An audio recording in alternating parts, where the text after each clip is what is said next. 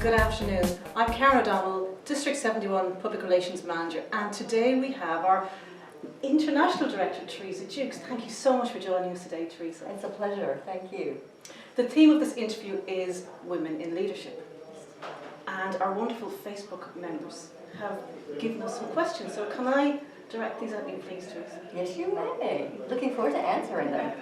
I'm looking forward to hearing your answers. According to a study, women are more heavily criticised by their managers in performance reviews than the negative words such as abrasive, emotional and irrational. And these tend to take centre stage. And I was wondering, my question to you is, what do you think about these gender bias? And do you think women who are ambitious are being called bossy instead of encouraged? What would you say? Well, I think it's a very subjective question. And the reason I say that is because it definitely comes down to the manager that you're dealing with. And for example, when I was working within British Telecommunications, I had two different types of managers. One that did exactly what you said here, told me I needed to pull back, I was being too brash, I was being too gung-ho. I wasn't going to get anywhere if I didn't pull back.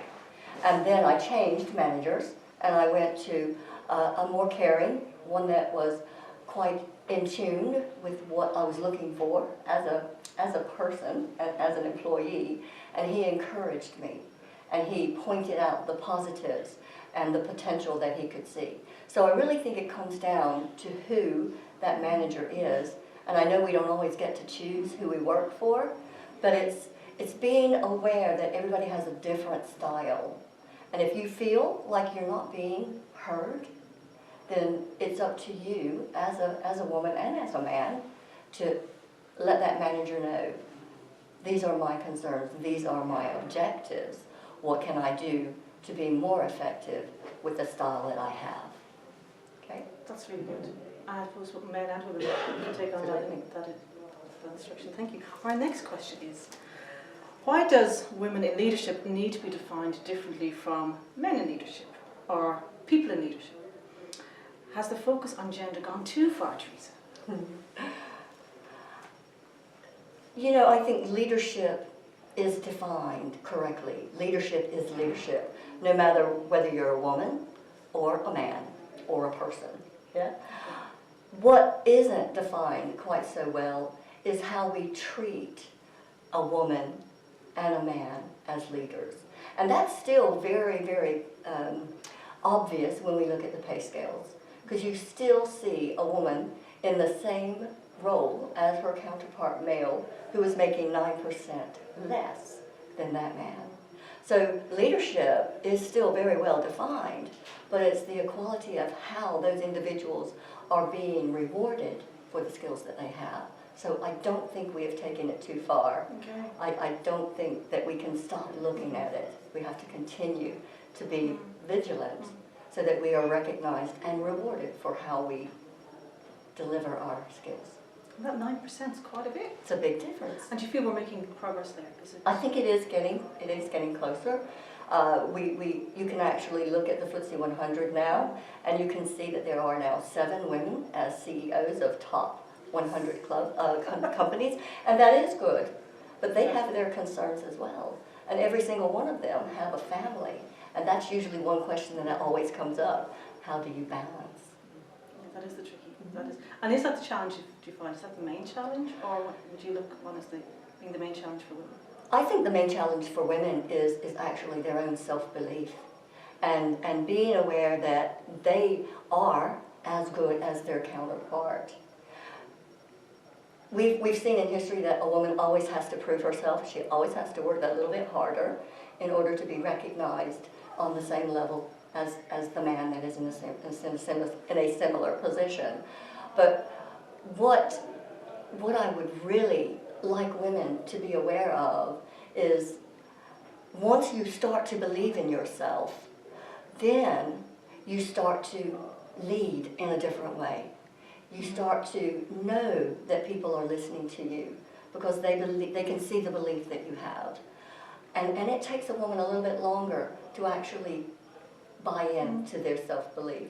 We can even compare it to dating sites. A man will rate himself out of 10, between 1 and 10 as an 8, when a woman would probably rate herself as a 4 or a 5. A woman will always undervalue herself. And I think that's something that we as an organization need to help them realize, that their value is special, and to always overvalue. Okay, it's a really good point. I think Toastmasters does that, doesn't it? It gives does. us that, it nurtures that self-belief in us women that we can do it. Yes, we can. Yes, we can. Another question from our members was, are you mentoring other young men or women to be future leaders? Oh, absolutely. It's every time you open your mouth, every time you stand up and you're speaking to a group of people, they take things away from what you said. And this week I've been talking to different companies, and I'm telling them my story. And I have so many of both the young women and the young men that are just starting their careers who go, I had no idea. And it's so wonderful to know that I'm in a similar place to where you were, and I see that you've made it, so I think I know now I can make it. That's wonderful. It's wonderful that you're inspiring these people as well. Well done. Wonderful role you have. I like it.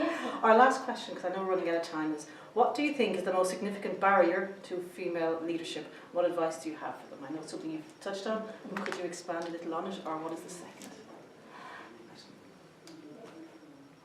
Well, I think the barrier definitely comes down to self-belief, but I also think the barrier is with this question overall, with women in leadership overall.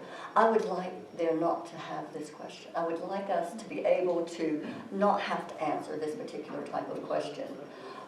I would like a world that recognizes individuals for what they can bring to the table, no matter what race they are, what gender they are, what their beliefs are. I would love for us to be able to recognize the true leadership that comes from the heart, because people don't put themselves into these positions without having thought long and hard about it. And we can compare that with the recent election. You've seen two very different styles of leadership, but both of them put themselves forward for public service in a very, very high-profile job. So it's important that everybody looks at the qualifications, the qualities that they hold, and that we believe that the person that we want to put into that position can actually do the job. Teresa, thank you so much. I've really enjoyed this interview, and I know we're going to all enjoy your leadership keynotes. And ladies and gentlemen, get to one of Teresa's workshops. And come on, women, let's be leaders.